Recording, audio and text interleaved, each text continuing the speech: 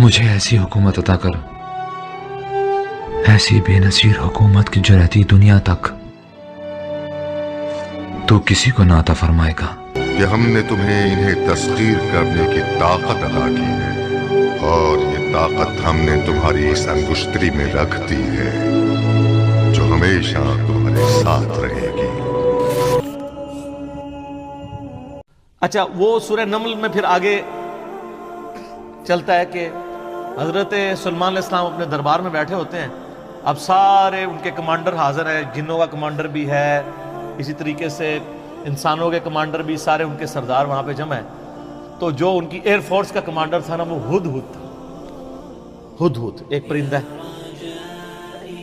جس کی بڑی خوبصورت سی کلگی ہوتی ہے، اسے مرغے کی ہوتی ہے، اور بڑا ایکسٹرا آرڈنری پرندہ ہے۔ آپ جا کے گوگل پہ سرچ کریں، یوٹیوب پہ اس کی ویڈیوز دیکھیں کہ اللہ نے اس کو کیا صلاحیت دی ہے۔ وہ ان کا سمجھ لیں ایئر فورس کا چیف تھا۔ تو آپ نے فرمایا وہ کدھر غائب ہے، اور پھر ساتھ فرمایا کہ وہ اپنی غیر حاضری کی کوئی جسٹیفیکیشن مجھے پیش کرے، اور اگر اس نے کوئی ایسی جسٹیفیکیشن نہ پیش کی کہ وہ میرے دربار سے غائب کیوں ہے، تو میں اسے سزا دوں گا یا میں اسے ذبح کر دوں گا۔ بس یہ آپ ورڈک بولتے ہیں تو تھوڑی دیر بعد ہدہد آ جاتا ہے اور وہ اپنی جسٹیفیکیشن پیش کرتا ہے۔ اب ظاہر ہے وہ میں نے بتایا کہ سورہ نمل میں ہی آتا ہے کہ اللہ تعالیٰ نے جانوروں کی بولیاں سکھا دی تھیں۔ تو حضرت سلیمان علیہ السلام اس سے پوچھتے ہیں کہ بتاؤ، سر پھر ہدہد دیکھیں کڈا پکا مواحد سی۔ وہ کہتا ہے کہ اے سلیمان علیہ السلام، میں آپ کے لیے ایک ایسی خبر لے کے آیا ہوں جو آپ کے علم میں بھی نہیں ہے۔ بابی نہیں تھا ہدہد نا۔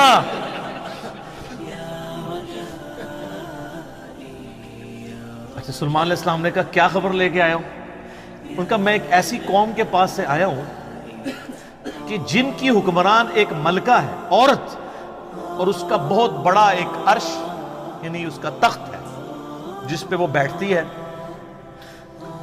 اب وہ آپ کو نا ویسے کھنڈرات بھی اس کے مل چکے ہیں، ایک پکچر ہمیں ملی، انشاءاللہ ہم اس میں اٹیچ بھی کریں گے۔ آلموسٹ سمجھ لیں وہ کوئی آج کے دور کے اعتبار سے آپ دیکھ لیں کوئی 50 فٹ چوڑا اور لمبائی میں تقریباً 100 فٹ اور اونچائی میں بھی تقریباً 50 فٹ کے برابر، مختلف اقوال ملتے ہیں۔ یعنی ایک اچھا خاصا بڑا اس کا تخت تھا جس پہ اس کے سارے وہ سردار ارد گرد بیٹھتے تھے، اور وہ پتھر کا بنا ہوا بڑا سا۔ ان کا میں نے ایک عورت دیکھی ہے، تو وہ آپ کے علم میں نہیں ہے کہ وہ حکومت کر رہی ہے ان پہ، اور بڑا اس کا ایک تخت ہے، اس کے کئی سردار ہیں، اور شیطان نے ان کے برے اعمال ان کی نظر میں سنوار دیے ہیں۔ وہ اللہ کو چھوڑ کے سورج کی پوجا کرتے ہیں۔ سر ایک ہدہد کو بھی ٹینشن ہے شرک کی، آپ ذرا یہ دیکھیں۔ اسی لیے اللہ تعالیٰ نے فرمایا نا کہ قریب ہے کہ آسمان پھٹ پڑے اور زمین شک ہو جائے اور پہاڑ ریزہ ریزہ ہو جائے۔ ان دعوا للرحمن ولدا، جو رحمان کے لیے بیٹا تجویز کرتے ہیں، اگر یہ شرک کی تکلیف کا احساس یہ آسمان، زمین اور پہاڑوں پہ ہو تو یہ بھی دب جائیں سے کہ اللہ کے لیے اس طرح کی باتیں لوگ کرتے ہیں۔ تو اور پھر وہ کہتا ہے کہ اب ہدہد کی بھی آپ تقریر دیکھیں جناب، کہ شیطان نے برے اعمال ان کی نظروں میں سنوار دی ہیں، اللہ کو چھوڑ کے وہ سورج کی پوجا کر رہے ہیں، حالانکہ عظمت اس اللہ کی ہے جو زمین و آسمان کا مالک ہے۔ ان کو تو چاہیے تھا اسے ہی سجدہ کریں، اور اس پہ آیت سجدہ بھی ہے۔ اللہ اکبر،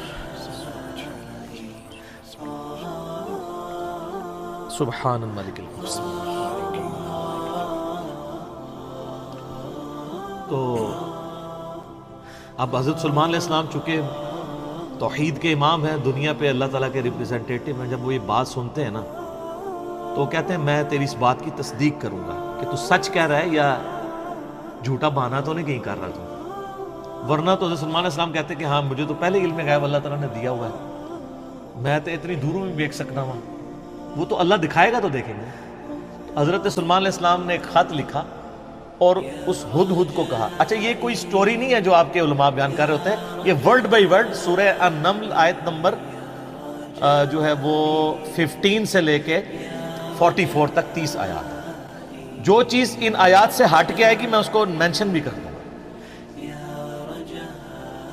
تو وہ خط لکھ کے دیتے ہیں کہ یہ خط لے جاؤ اور جا کے ملکہ جو ادھر کیا ہے، ملکہ بلقیس جو ہے یہ اسرائیلی روایتوں میں آتا ہے، قرآن میں صرف ایک عورت کا ذکر ہے کہ جو حکومت کرتی تھی، اور خط اس کو دے کے پھر دیکھنا اس کا کیا جواب دیتے ہیں۔ ہدہد جناب لے کے خط پہنچا ہے اور جا کے اب ہدہد ایک خط لے کے آ رہا ہو اور ملکہ کے وہ جا کے بیڈ روم میں سیدھا جا کے لینڈ کرتا ہے، کوئی سیکیورٹی گارڈ کوئی کچھ نہیں روک سکتا، وہ کھڑکی سے آ کے اس میں لینڈ کر کے سامنے لا کے اس کے خط پھینکتا ہے۔ تو حضرت سلیمان علیہ السلام کا خط وہ کھولتی ہے تو وہ اس خط میں تو 2 ٹوک جملے لکھے ہوئے ہوتے ہیں، انہ من سلیمان و انہ بسم اللہ الرحمن الرحیم، اور تم سر تسلیم خم کر کے فوراً میرے پاس حاضر ہو جاؤ۔ بس یہ 2 لائنوں کا ایک جملہ ہوتا ہے۔ جب وہ اپنے سرداروں سے مشورہ کرتی ہے تو وہ کہتی ہے میرے پاس ایک معزز خط آیا ہے، اور یہ معزز خط سلیمان کی جانب سے ہے، انہ من سلیمان، سورہ النمل آیت نمبر 30۔ یہ واحد مقام ہے جہاں سورت کے اندر بسم اللہ شریف آئی ہے۔ ایک عزت والا خط آیا ہے، عزت والا وہ اس لیے کہتی ہے وہ اس کو پتہ چل گیا کہ غیر معمولی بندہ ہے کہ ہدہد جس کا خط لے کے آ رہا ہے میرے پاس، تو ظاہر ہے یہ کوالٹی تو اس کے پاس نہیں تھی کہ یہ کوئی کتنا بڑا بادشاہ ہے کہ جس کو اللہ نے یہ حکومت دی ہے کہ جانوروں پہ بھی اس کی حکومت ہے۔ تو وہ کہتی ہے کہ ایک معزز خط میرے پاس آیا ہے جو سلیمان کی جانب سے ہے اور وہ اللہ کے نام سے شروع ہو رہا ہے۔ اس سے یہ سنت ٹھہری کہ جب آپ کوئی خط لکھیں کسی کو تو بسم اللہ سے اس کا آغاز کریں، اور اس میں یہ ہے کہ سر تسلیم خم کرو اور میرے پاس حاضر ہو جاؤ۔ تو وہ اپنے سرداروں سے کہتی ہے کہ میں تمہیں پتہ ہے کہ میں کوئی کام اس وقت تک نہیں کرتی جب تک کہ میں مشورہ نہ کر لوں، ہر معاملے میں تم سے میں مشورہ کرتی ہوں۔ قوم سبا کی وہ ملکہ تھی، تو مجھے بتاؤ تم مجھے کیا مشورہ۔ تو سردار تو آپ کو پتہ ہے جو ان کی تو ایک خاص جنگجو نیچر ہوتی ہے، انہوں نے کہا ہم تو بڑے طاقتور ہیں، بڑے زور آور ہیں، ہم ہر طرح کے بادشاہ کا مقابلہ کر سکتے ہیں، آپ ہمیں حکم دیں دیکھی جائے گی۔ لیکن وہ تو سمجھدار ہوتی ہے نا، جس میں مجھے بھی آگے لوگ پھونک چڑھا رہے ہوتے ہیں، لیکن جو بندہ ڈرائیونگ سیٹ پہ بیٹھا ہوتا ہے اس کو پتہ ہوتا ہے کہ کام کو کس حکمت سے لے کے چلنا ہے۔ تو وہ ملکہ کہتی ہے کہ اس کو تو اندازہ ہو گیا کہ یہ کوئی عام بندہ نہیں ہے، ان کی ساری پھوپھا نکال دے گا وہ۔ تو وہ کہتے ہیں کہ وہ ملکہ آگے کہتی ہے، اس کے الفاظ اللہ تعالیٰ نے نقل کیے، وہ کہتی ہے کہ یاد رکھنا بادشاہ جب کسی ملک میں داخل ہوتے ہیں نا تو وہاں کے شرفاء کو ذلیل کر دیتے ہیں، تو یعنی یہ جو ہمارے پاس ملک ہے یہ بھی ہمارا چھن جائے گا، ہم میں یہ طاقت نہیں کہ ہم اس شخص کا مقابلہ کر سکیں۔ یہاں پہ بھی آپ دیکھ لیں انگریزوں نے یہی کیا نا، جب انگریز یہاں حکومت میں ہے نا سب سے زیادہ ذلیل انہوں نے کیا ہے خاندان مغلیہ کو، اس لیے کہ وہ یہاں پہ رولرز تھے، تو انہوں نے کہا پہلے تو جناب ان کو اتنا ذلیل کرو نا، کیونکہ ان کے اندر جراثیم موجود ہے حکومت کرنے کے، ان کو تو ذلیل و خوار کرو۔ تو وہ ملکہ کی بات یونیورسل ٹروتھ اللہ نے نقل کیا کہ جب بادشاہ داخل ہوتے ہیں تو وہاں کے شرفاء پھر سب سے پہلے وہ ذلیل ہوتے ہیں۔ تو وہ کہتی ہے کہ اس میں جلدی نہیں ہمیں کرنی چاہیے، میں سلیمان کو نا کچھ گفٹ بھیجتی ہوں اور میں دیکھتی ہوں کہ اس کے رسپانس میں وہ کیا کرتا ہے، تو پتہ چل جائے گا کہ وہ واقعی ایک دنیا دار بادشاہ ہے یا اللہ کا ریپریزنٹیٹو ہے۔ یہ اس نے چیک پوائنٹ رکھا کہ اگر دنیاوی بادشاہ ہوا تو دنیاوی بادشاہ پرانے زمانوں میں دوسرے ملکوں پہ کیوں حملہ کرتے تھے؟ تاکہ ان سے ان کی دولت ہتھیائیں۔ تو اگر ہم جزیہ دینے پہ آمادہ ہو جائیں اور سالانہ ہم ایک رقم مقرر کر لیں گے اتنا آپ کو ٹیکس یا جزیہ دیا کریں گے تو وہ ٹل جائے گا۔ تو وہ بڑے زیادہ تحائف دے کے نا ایلچی روانہ کرتی ہے سلیمان علیہ السلام کے پاس، اور وہاں پہ سلیمان علیہ السلام کے پاس جب وہ ایلچی پہنچتے ہیں تو سلیمان علیہ السلام تو اسٹریٹ فارورڈ ان کو جواب دیتے ہیں کہ مجھے جو کچھ اللہ نے دیا ہے تمہاری یہ دنیا کی حقیر دولت اس کے مقابلے میں کچھ نہیں ہے، مجھے تو اللہ نے کیا حکومت دی ہوئی ہے۔ ٹھیک ہے، تو بلکہ سورہ نمل میں اللہ تعالیٰ نے ان کی دعا بھی نقل کی ہے۔ سلیمان علیہ السلام کہتے ہیں اللہ مجھے ایسی حکومت دینا جو میرے بعد پھر کسی کو نہ ملے، اور انسانی تاریخ میں سلیمان علیہ السلام سے بڑا بادشاہ نہ ان سے پہلے کو گزرا ہے نہ بعد میں جس کو اس لیول کی اللہ تعالیٰ نے حکومت دی ہو۔ تو وہاں پہ جب ایلچی پہنچتے ہیں تو وہ ان کو اسٹریٹ فارورڈ جواب دیتے ہیں اور ان کو واپس کر دیتے ہیں کہ جاؤ اور اپنی ملکہ کو بتا دینا کہ اب ہم وہ لشکر لے کے آئیں گے جس کی تاب تمہارے لشکر نہیں رکھ سکتے، انتظار کرو ہمارا۔ تو وہاں سے چلے جاتے ہیں، وہ تو چلے جاتے ہیں، اور سلمان علیہ السلام کو پتا ہوتا ہے کہ وہ مطیع ہو کے ہی آئے گی، کیونکہ وہ سمجھ گئے ہوتے ہیں کہ اس نے یہ جو ڈیسیژن کیا ہے وہ کیوں کیا ہے۔ اب یہ فاصلہ آلموسٹ 2000 کلومیٹر کا ہے۔ قوم سبا آباد تھی یمن میں، اور حضرت سلمان علیہ السلام یروشلم میں بیٹھے ہوئے تھے، بیت المقدس ایلیا شام کے اندر۔ آلموسٹ 2000 کلومیٹر کا یہ فاصلہ ہے، تو آپ سمجھ لیں یہ فاصلہ طے کرنے کے لیے بھی 40 سے 50 دن پیدل چاہیے۔ تو سلمان علیہ السلام جب ان کو واپس کرتے ہیں، وہاں پہ جب واپس خط پہنچتا ہے تو ظاہر ہے ملکہ تو پہلے ہی اس کو سمجھ آ گئی ہوتی ہے کہ کوئی عام بندہ نہیں ہے، تو ملکہ یہ ڈیسائیڈ کرتی ہے کہ میں خود سلیمان کے پاس جاؤں گی، کیونکہ اس خط میں پہلے میں کیا لکھا تھا کہ مطیع ہو کے میرے پاس حاضر ہو۔ سر یہ بادشاہت کا آپ لیول دیکھیں کہ دوسرا بادشاہ جنگ بھی نہیں کرنی پڑ رہی، سیدھا وہ خود حاضر ہو رہے ہیں۔ خیر اس بات کو کچھ عرصہ گزر جاتا ہے، جب اس کا لشکر آنے کے 3-4 دن یا کچھ دن باقی رہ جاتے ہیں نا، تو سلمان علیہ السلام اپنی مجلس میں بیٹھے ہوتے ہیں، تو سلمان علیہ السلام اپنے درباریوں سے کہتے ہیں کہ وہ جو بلقیس ہے وہ مطیع ہو کے میرے پاس آنے والی ہے۔ ان کو پتہ ہے، فیڈ بیک مل جاتی ہے، اللہ تعالیٰ نے وحی کے ذریعے آگاہ کر دیا۔ تو پھر وہ ایک گفتگو کرتے ہیں وہاں پہ، جہاں پہ وہ تخت بلقیس کا ذکر ہے، اور آصف بن برقیہ کا نام قرآن میں نہیں ہے، یہ اسرائیلی روایتوں میں۔ وہ سورۃ النمل کی آیت نمبر ہے 30۔ اعوذ باللہ من الشیطان الرجیم، بسم اللہ الرحمن الرحیم۔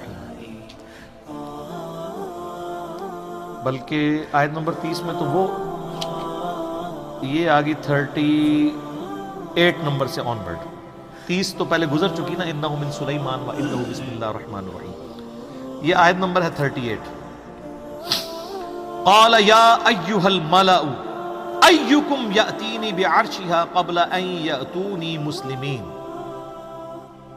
حضرت سلمان علیہ السلام کہتے ہیں اے میرے سردارو، جو میرے ساتھ اٹیچ لوگ ہو، تم میں سے کون ہے کہ جو مجھے اس ملکہ کا تخت لا کر دے اس سے پہلے کہ وہ سر تسلیم خم کرتی ہوئی میرے پاس حاضر ہو جائے؟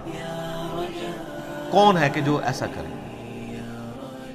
قال عفریت من الجن، تو ایک بڑا دیو ہیکل جن کہتا ہے انا آتیک بہ قبل ان تقوم من مقامک، کہ میں آپ کی اس محفل برخاست ہونے سے پہلے 3-4 گھنٹے کی جو بھی آپ کی مجلس ہوتی ہے، مجلس ختم ہونے سے پہلے میں وہ تخت آپ کو یہاں پہ لا دوں گا۔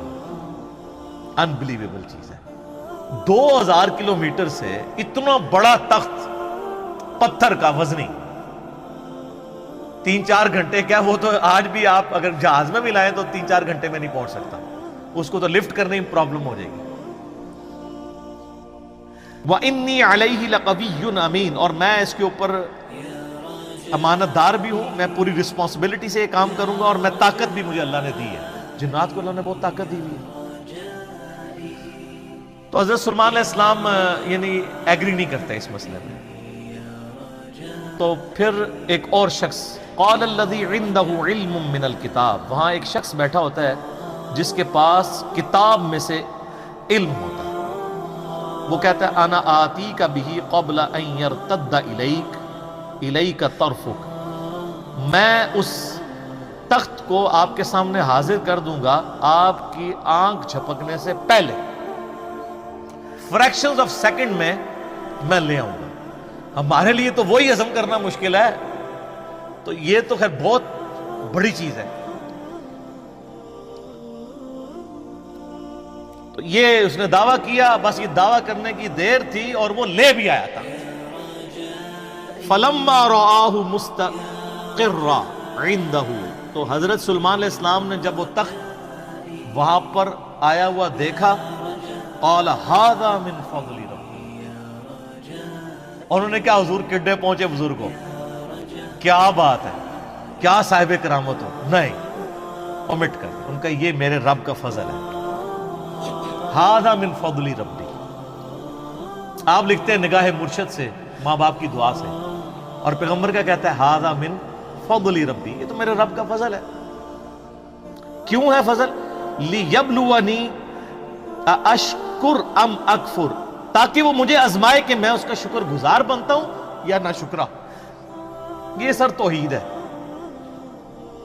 وَمَنْ شَكَرَ فَإِنَّمَا يَشْكُرُ لِنَفْسِهِ, اور جو کوئی اللہ کا شکر کرے گا تو وہ بھی اپنے نفس کی خاطر ہی کر رہا ہوگا, اللہ کو کوئی پرواہ نہیں. وَمَنْ كَفَرَ, اور جو کوئی اللہ کی ناشکری کرے, فَإِنَّ رَبِّي غَنِيٌّ كَرِيمٌ, تو میرا رب تو غنی ہے, کریم ہے, اسے کسی کی پرواہ ہی نہیں ہے.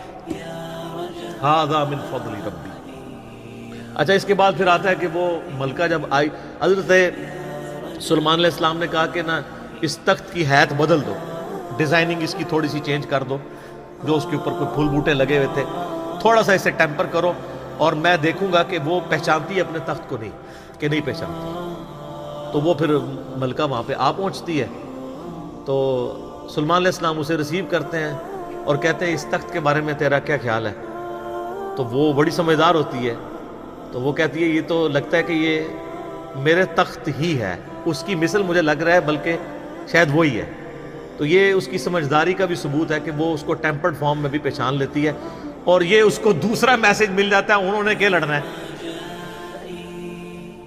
اس نے کہاں سے لڑنا ہے. وہ تو یہ بھی نہیں تھی ایکسپیکٹ کر سکتی کہ 4 مہینے میں بھی کوئی اٹھا کے یہاں لا سکے. ابھی تو اس کو یہ پتہ ہی نہیں تھا, یہ تو ایسے آیا ہوا ہے. ٹھیک ہے, تو پھر سلیمان علیہ السلام اسے اپنے جو ٹیمپل ہے نا اس کی بھی تھوڑی جھلک کرواتے ہیں. آگے ایک محل میں جب لے کے آتے ہیں کمرے میں, تو اس میں ایسے شیشے جڑے ہوئے ہوتے ہیں کہ وہ گویا دیکھنے میں تالاب محسوس ہو رہا ہوتا ہے. تو جب اس پہ پاؤں رکھنے لگتی ہے وہ سمجھتی ہے شاید پانی والا تالاب ہے, تو وہ اپنے جو تہمد ہے یا جو بھی اس نے کپڑے پہنے ہوتے ہیں وہ تھوڑی سی اٹھا لیتی ہے, اس کی پنڈلیاں بھی ننگی ہو جاتی ہیں, وہ سمجھتی ہے پانی ہے, تو پانی نہیں ہوتا, تو وہ امپریس ہوتی ہے. اور پھر وہ وہاں پہ کہتی ہے کہ میں سلیمان کے ساتھ اپنے رب کے سامنے سر تسلیم خم کرتی ہوں, جو میں شرک کرتی رہی میں اللہ کی طرف رجوع لاتی ہوں, اور وہ اسلام قبول کرتی ہے. باقی اسرائیلی روایتوں میں پھر ملتا ہے کہ سلیمان علیہ السلام کا نکاح اس کے ساتھ ہوتا ہے. قرآن نے اس چیز کو ایڈریس نہیں کیا, قرآن تو بس کنکلوڈ اس پہ کرتا ہے کہ وہ مسلمان ہو جاتے ہیں. نہ وہ بریلوی ہوتی ہے, نہ دیوبندی ہوتی ہے, نہ اہل حدیث ہوتی ہے, نہ شیعہ ہوتی ہے, بلکہ مسلمان ہو جاتی ہے. اور آپ یہ الفاظ دیکھیں جناب, مسلمان مسلمان ہی ہیں ہر طرف.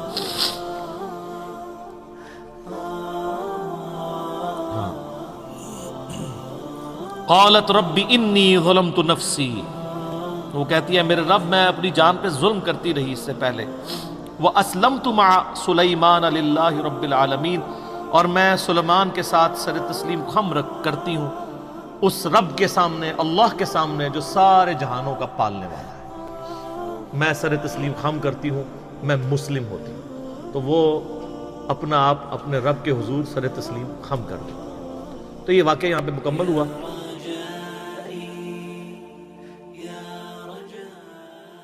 اب وہ یہ کہتے ہیں جناب کہ جی وہ انہوں نے فکر لگ, اچھا اس سے تو توحید اخذ کرنی چاہیے تھی, یہ چکر میں پڑ کے وہ کہتے ہیں وہ بندہ لبو کیڑا جی جنہیں اینج کر کے تخت لے کے آئے. وہ بندہ اگر امپورٹنٹ ہوتا نا تو اللہ تعالیٰ اس کی تعریف وہاں پہ بیان کرتا,